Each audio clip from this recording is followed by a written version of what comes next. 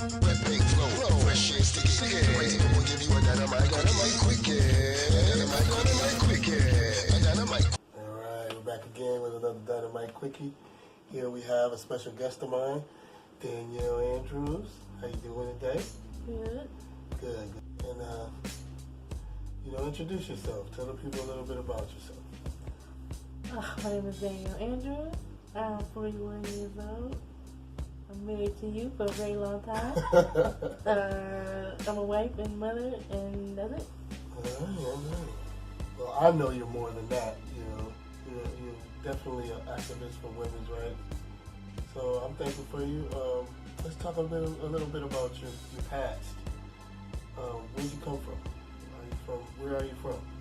I'm from Buffalo, New York. East Side, East Ferry. Okay. Went to South Park High School. Class of 96.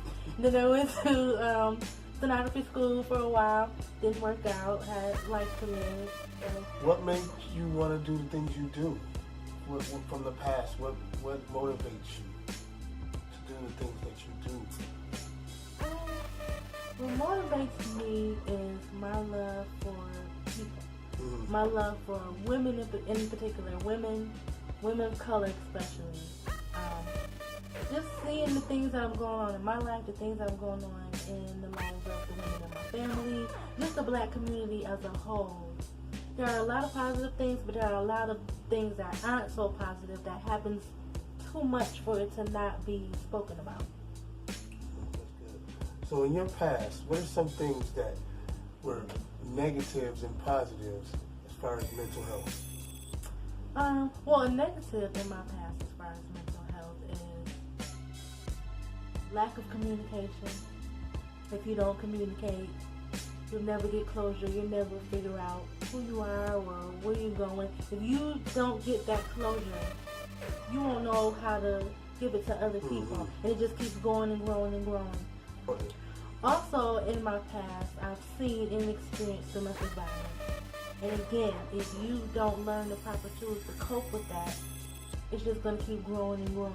Yeah, I believe so. Then you have children, you have daughters, they go through the same thing, and you don't know how to help them because you wasn't helped and you couldn't figure out how to help yourself. But positive things is definitely my mother and my father made sure that I had spiritual foundation. They definitely made sure that I had a love for the true and living God.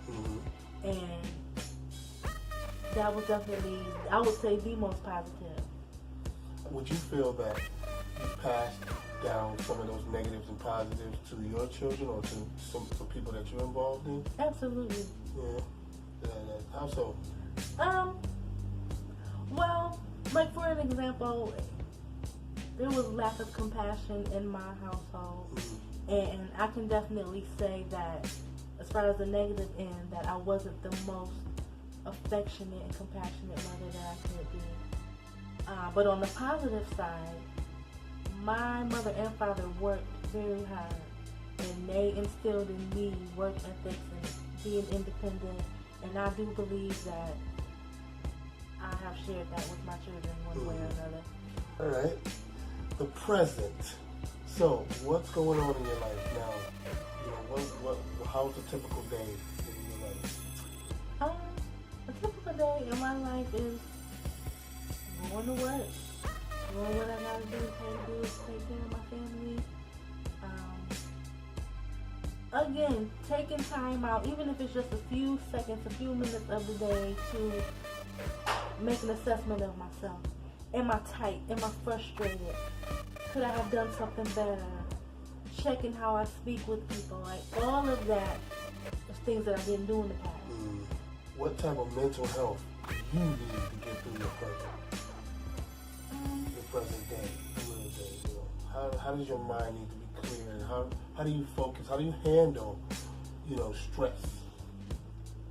In the past, I've definitely handled stress in a negative way, but as I get older, I pray. I try to watch what I eat because you don't realize until you get older how what you eat really does affect not just your physical health but your mental health. And I try to watch what I eat. I definitely try to take a minute to pray and breathe. One of the exercises that I've learned is assessing myself from my head to my toe. What's tight? What hurts? Am I angry? Breathing. Just breathing helps with your mental health so much. Because when you stop and you breathe, it makes something that may have been all the way up here slowly make its way back down, and you realize it wasn't that big of a deal. Yeah. I agree. I've seen that happen in your life. You be in there, I've seen you come from a particular point where anger was definitely the way you handle things too. You know, and now you're dealing with things on a more analytical, you know, and you're just really thinking about what you're going to say and things like that. So, you know, kudos to that. You got to definitely understand that mental health is important in our day-to-day. Where do you see yourself going? You know, how do you see yourself handling it? And is it something that you can share with others? I see myself down the line being 100% healthy. Like the health issues, because it's all connected. If your mental health isn't right, it affects your physical health, and a lot of the health issues that I'm dealing with now is because of stress and just things that haven't been dealt with. So I definitely see myself continuing this to the point where I'm back to 100%, and I can help other people identify before they get to the point like where I'm at. Right. Like before they can get to the point where it's affecting their health, where it affects their lives. The more I learn the tools to help myself, I can help somebody else before they even get to this point.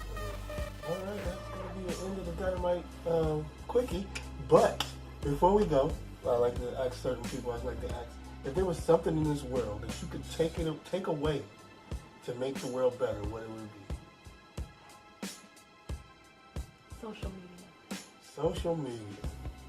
You guys hear that? Danielle says social media has to go.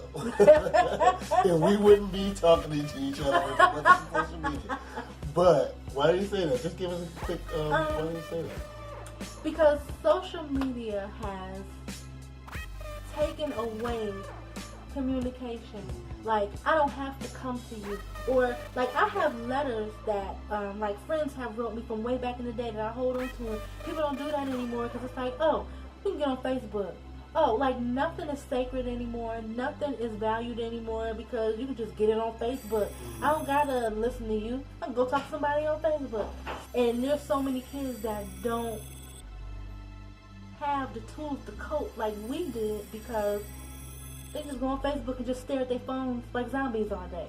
So it's a good thing, but it's definitely not a good thing. Yeah, I get it. You know, things have the devil side and the angel side. Social media is definitely one of those things. So just be careful, man. You know, don't let social media disrupt your mental health. And that's what it seems to be doing sometimes with people. It's taking away your ability to communicate, your ability to just bond with others, and being able to heal yourself. Because we're always going online for a quick fix, for a quick laugh, for a quick cry. You know, quick hookup. Yeah, exactly. So, you know, this has been another Dynomite Quickie. Peace.